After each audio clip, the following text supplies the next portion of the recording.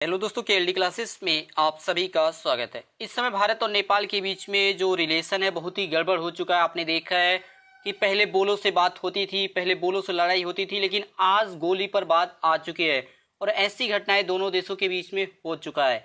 नेपाल और भारत के रिश्ते हमेशा से अच्छे रहे हैं, चाहे आप आज से 1000 साल पहले देख लीजिए, लेकिन पिछले कुछ समय से दोनों देशों के बीच संबंधों में तनाव देखा जा रहा है। नेपाल के प्रधानमंत्री केपी शर्मा ओली कह रहे हैं कि उन्हें उनके पद से हटाने के लिए भारत और नेपाल में साजिश रची जा रही है, क्योंकि अब ये तय नहीं हो पा रहा है कि नेपाल का अगला प्रधानमंत्री कौन होगा। क्या आगे केपी शर्मा ओली नेपाल देश को चलाएंगे या कोई नया और प्रधानमंत्री बनेगा। हालांकि भारत ने कभी नेपाल में अपनी ओर से कोई हस्तक्षेप नहीं किया है। इस बीच नेपाल भारत विरोधी गतिविधियों को अंजाम देने की कोशिश में जुटा हुआ है, जिसके पीछे चीन की साजिश से भी इनकार नहीं किया जा सकता। विवादित नक्शे के साथ नेपाल में शुरू हुआ भारत विरोध का नया सिलसिला अब और गहरा होने लगा है। भारत नेपाल सीमा से अक्सर नेपाली शासन के प्रताड़ना और उसकावे के नए नए घटनाक्रम सामने आ रहे हैं। नेपाल के निराधार, अनैतिक और अनुचित दावे से शुरू हुई तनाव व उकसावे की कोशिश सरहदी गांव के लोगों और अतिक्रमण तक पहुंच गई है।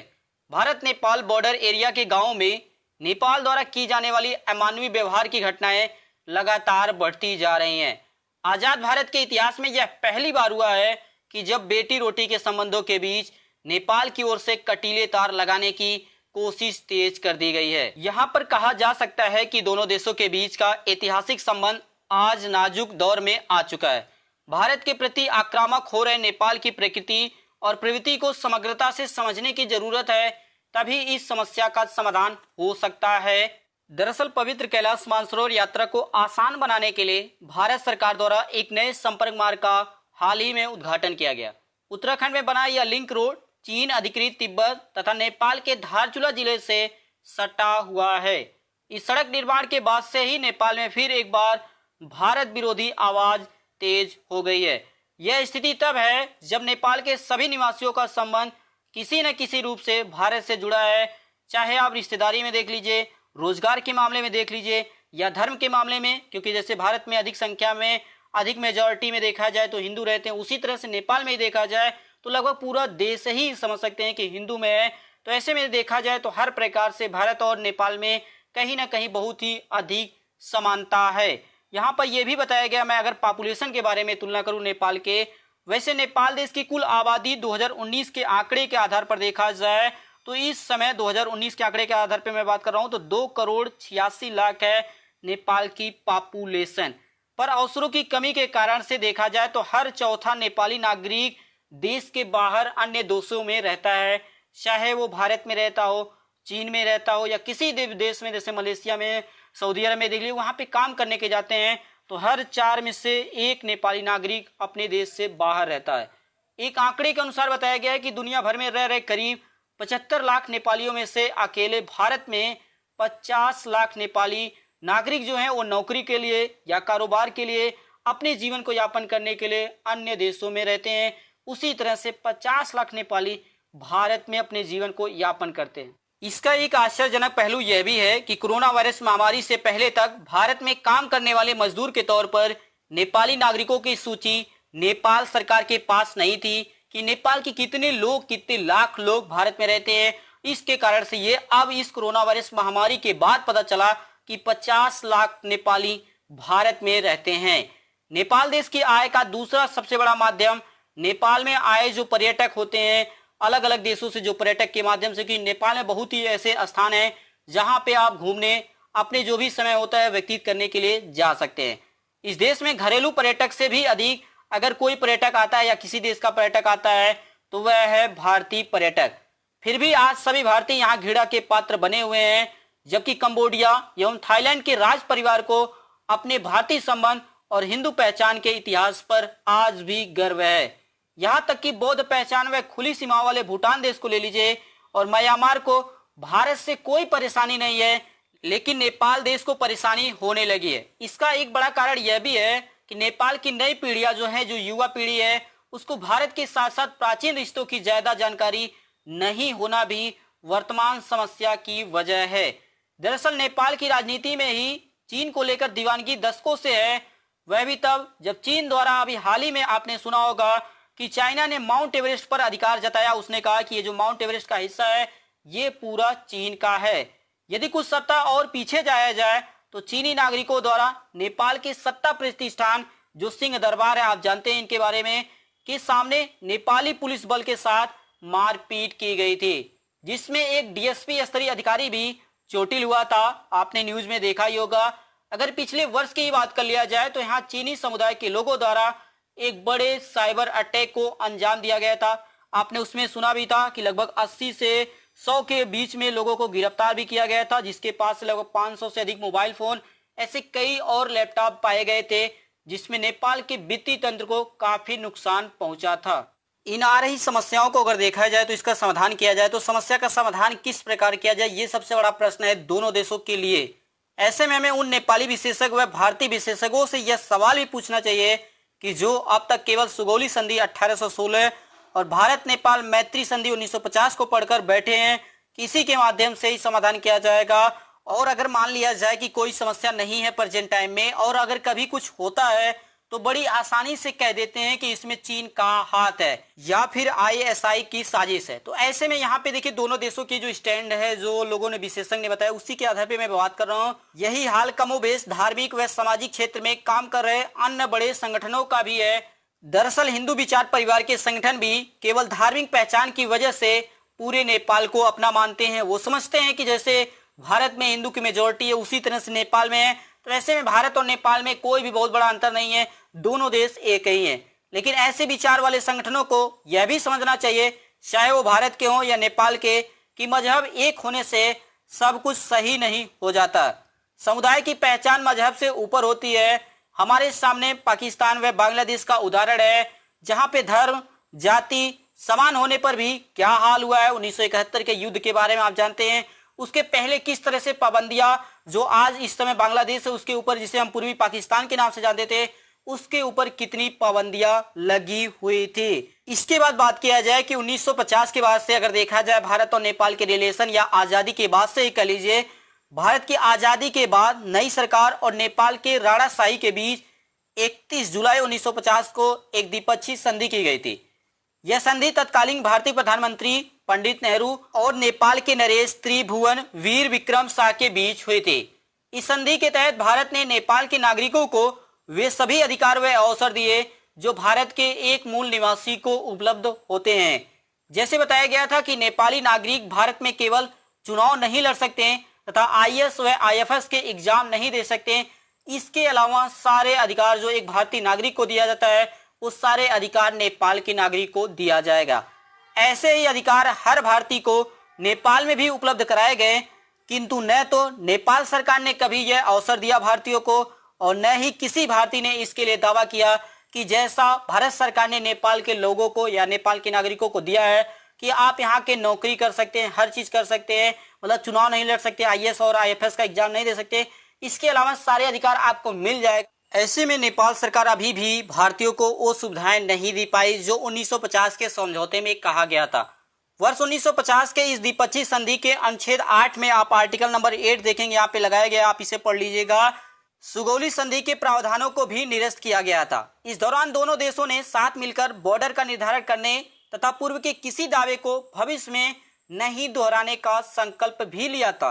ये सभी बातें यहाँ पे आर्टिकल नंबर 8 में लिखा गया। एक बार मैं आपको दिखाना चाहता हूँ, इसे आप स्क्रीनशॉट ले लेंगे तो आपको भी समझने में दिक्कत होगा। इसमें कहा गया था कि आज से पहले जितनी भी समझौता भारत और नेपाल या जैसे अंग्रेजों के मध्य हुआ था, क्योंकि उस समय आजादी से पहले अगर देखा जाए तो अंग्रेजों का शासन भारत में था, तो नेपाल और अंग्रेजों के बीच में जो भी समझौता हुआ था 1950 के पहले, वो सारे इस समझौते में निरस्त कर दिया जाएगा। तो ये सभी जो जानकारी है वो आर्टिकल नंबर 8 में दिया गया है, आप इसे पढ़ सकते हैं। बाद में 1975 में नेपाल ने अपना नक्शा जारी किया, जिसमें लिम्पियाधुरा के 335 वर्ग किलोमीटर क्षेत्र को नेपाली भूभाग में नहीं दिखाया।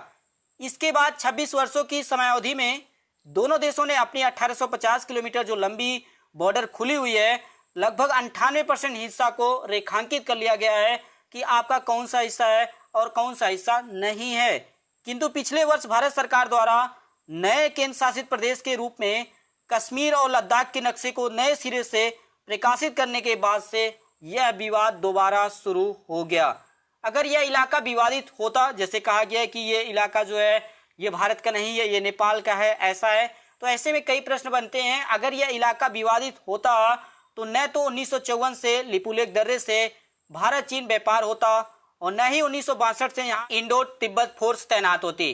चीन ने भी 2015 के पहले यहाँ कभी नेपाल को एक पक्ष नहीं माना, तो फिर ये ट्राई जंक्शन कैसे हुआ? लोग कहते हैं कि ये जो तीन देशों का मिलन है, ऐसा स्थान है जो विवादित है। अब जब नेपाल की सरकार इस मुद्दे को बढ़ा रही है, तब यहाँ पहाड़ों में राष्ट्रवाद अपने उच्चतम स्तर पर आ गया है। नेपाल के सभी राजनीतिक विचारों व समुदाय के लोग एक मत होकर भारत को सबक सिखाने के मूड में हैं कि भारत को अब की बार सबक सिखाएंगे। लेकिन यहाँ पे यह भी समझना होगा कि दरअसल यहाँ के पहाड़ों का राष्ट्रवाद अजीब है। इस राष्ट्रवाद में जहाँ भारत नेपाल के लिए डेविल अर्थात शैतान है, तो वहीं चीन दयावान है। भारत को विस्तारवादी कहने वाले नेपाली सरकार और जनमानस को ऐतिहासिक रूप से कायम भारत नेपाल संबंधों और भारत की अब तक की तमाम गतिविधियों को ध्यान में रखना चाहिए। तभी आपको समझ में आएगा कि भारत और नेपाल का जो रिलेशन है वो कितना पुराना और किस आधार पे बना हुआ है। आज के नेपाल को अपने सर्वमान्य नेता बीपी कोइराला, गणेश मान सिंह और मनमोहन अधिकारी से प्रेरणा लेने की आवश्यकता है, जिन्होंने भारत के स्वतंत्रता आंदोलन में सहयोग किया था। नेपाल के शासकों का इतिहास सदा ही मोल तोल का रहा है। यहाँ के शासक शुरू से ही बेहतर मोल भाव के लिए जाने जाते हैं। इन्हें पता है कि कब दबाव बनाना है और कब कीमत वसूलना है।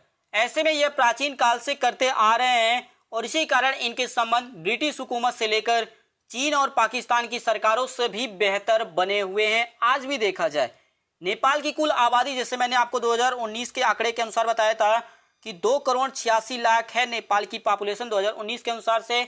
इसमें से 51% मधेसी हैं और जो नेपाल देश से सटे बिहार व उत्तर प्रदेश से राज्यों में रहते हैं, जिन्हें हम तराई वाला क्षेत्र भी कहते हैं। तो यहाँ पे जैसा मैप लगाया गया है, तो अगर आप ध्यान से देखेंगे तो ये जो क्षेत्र है ये पूरा तराई है। यहाँ पे नेपाल की पूरी पॉपुलेशन का 51% लोग यहाँ पे रहते हैं। इस 51% में अगर देखा जाए तो हिंदू कितने हैं, मुस्लिम कितने हैं, तो मात्र 4% मुस्लिम हैं और बाकी जनसंख्या पूरे नेपाल में देखा जाए तो पूरी तरह से हिंदू हैं।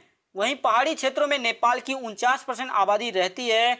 वर्ष 1768 के बाद से संगठित रूप से यहाँ पे लोगों का शासन रहा है, जबकि भारत और नेपाल का संबंध अनादिकाल से है। इसे समय और सीमाओं में नहीं बांधा जा सकता। इसे किसी राज्य व्यवस्था द्वारा भूमि पर किए गए सीमांकन या जारी नक्शे द्वारा कभी भी हल नहीं किया जा सकता। जैसे मैंने आपको बताया था कि लगभग 98% एरिया का निर्धारण हो चुका है कि कहाँ पे किसका हिस्सा है, कौन सा किसका है। लेकिन जो बाकी 2% है, इसके लिए सबसे बड़ी समस्या है, क्योंकि पिछले लगभग 8 से 10 सालों से देखा जाए इस 2% का निर्धारण नहीं हो पाया। क्योंकि ये 2% ऐसे क्षेत्र हैं, चाहे वो जल की बात कर लिया जाए, जंगल की बात कर लिया, पहाड़ की बात कर लिया, ऐसे स्थान जहाँ पे आसानी से इसका निर्धारण नहीं किया जा सकता। दरअसल आज जहाँ नेपाल और बिहार जैसे भारतीय राज्य अवस्थित हैं या बसे हुए हैं, वहाँ कभी निमी, मिथि और जनक जैसे राजाओं का राज्य था। इन्हीं निमी से नेपाल, जैसे आप जानते हैं कि नेपाल का पुराना नाम निमी है, आप इसे जानते नहीं होंगे तो ये आपके लिए बहुत ही इंपॉर्टेंट चीज हो गया। और मिथि से मिथिला इस भूमि का नाम पड़ा है, जिसका विस्तार हिमालय के उतंग शिखरों से गंगा के किनारे तक था। कभी यहाँ कनीट राजवंश ने वर्ष 1097 से लेके 1326 तक यहाँ पे शासन किया था। इसी साम्राज्य के खत्म होने के बाद दक्षिण में ओइनवारों ने तो उत्तर के काठमांडू में छत्री मल्ल राजाओं ने राज किया था। यह मल्ल प्राचीन भारत की शासक जाति है। फिर दक्षिण में बेतिया और दरभंगा जैसे नए राज्यों ने, तो वहीं उत्तर के पहाड़ों में गोरखा राज ने मूर्त रूप लिया था। इस दौर में यहाँ सत्ता के 2 केंद्र थे। उत्तर में काष्ठमंडप अर्थात जिसे हम काठमांडू के नाम से जानते हैं, और दक्षिण में कभी विशाला अर्थात जिसे वैशाली के नाम से जानते हैं, और विदेह नगरी अर्थात जिसे हम जनकपुर के नाम से जानते हैं। प्रेजेंट टाइम में ये सब पुराने नाम थे। इसी समय में बेतिया के राजा के उत्तराधिकारी ने ईस्ट इंडिया कंपनी के बढ़ते प्रभाव को लेकर 1766 में बगावत कर दी थी। दुर्भाग्यवश इस युद्ध में ईस्ट इंडिया कंपनी की जीत हो गई और इसके बाद 1814 और 1815 के युद्ध में ब्रिटिश के हाथों से देखा जाए तो गोरखाओं की पराजय हुई। उसके बाद से आपका सुगौली संधि 1816 में किया गया था। इस पराजय ने गोरखाओं के राज्य विस्तारवादी नीति को रोक दिया। राजा पृथ्वी नारायण शाह द्वारा दर्जनों पहाड़ी राज्यों का एकीकरण किया गया। इसी के फलस्वरूप सुगौली संधि अस्तित्व में आई। वर्ष 1816 से इस संधि में 1860 तक कई बार संशोधन किया गया।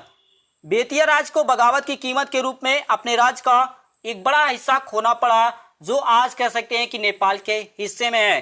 तत्कालीन बेतिया राज्य ने करीब 700 गांव नेपाल को दिया गया था। वर्ष 1857 के जो क्रांति हुई थी, आप जानते हैं कि भारतीय स्वतंत्रता आंदोलन को दबाने से लेकर 1947 के भारत विभाजन तक ब्रिटिश हितों के लिए खड़े होने के एवज में सुगौली संधि के हर एक संशोधन के साथ ही नेपाल को अवध, बेतिया, मिथिला जैसे अवधी, भोजपुरी और मैथिली बोलने वाले लोगों को हजारों वर्ग मील भूमि अंग्रेजों के माध्यम से नेपालियों को दिया गया। ब्रिटिश भारत द्वारा 1798 में जारी किए गए नक्शे में नेपाल विश्व पटल पर पहली बार आया था। ये आप सभी के लिए अच्छी बात है कि 1798 में अंग्रेजों के माध्यम से नेपाल को वर्ल्ड मैप पे दिखाया गया था। हाँ, नेपाल एक अच्छा देश है या नेपाल देश है। ऐसे नक्शे ब्रिटिश भारत द्वारा वर्ष 1947 तक जारी किए गए कि कौन सा हिस्सा नेपाल का है, कौन सा किसका है, पर कभी भी नेपाल द्वारा आपत्ति नहीं की गई। पर आज देख सकते हैं, आप सभी को जानकारी होनी ही चाहिए। अगर देखा जाए कि 1947 के पहले जब तक अंग्रेजों का शासन भारत पे था, तो उस समय अगर नक्शा जारी करना था तो भारत सरकार नहीं नक्शा जारी करती थी, न तो नेपाल सरकार। ऐसे में नक्शा सिर्फ जारी करने का अधिकार अंग्रेजों को होता था कि कौन सा इसका किसका है, कहाँ पे किसका हिस्सा है। तो ऐसे में देखा जाए तो उस समय कोई विवाद नहीं था। लेकिन आज जब नेपाल भी अपना नक्शा जारी करता है, भारत सरकार भी जब चाहे तब नक्शा जारी करती है, तो ऐसे में आज दोनों देशों के बीच में विवाद बढ़ता जा रहा है। तो क्या कारण है, इन सभी के बारे में मैंने पूरी डिटेल एनालिसिस की। आप सभी को अगर ये वीडियो पसंद आए तो वीडियो को अधिक से अधिक लोगों के पास शेयर करें। जो भी आपकी राय है वो भी आप इस वीडियो के नीचे कमेंट बॉक्स में कर सकते हैं, क्योंकि इसमें सभी देशों का जो भी नेपाल की स्टैंड है उसको रखा गया है, भारत के भी, क्योंकि इसमें किसी एक पक्ष की बात नहीं किया गया है, दोनों पक्षों की बात किया गया। आपकी अपनी राय क्या है इस वीडियो के नीचे बताइएगा। इसी प्रकार से बने रहिए। बने रहने के लिए आप सभी दोस्तों का KLD क्लासेस की ओर से धन्यवाद।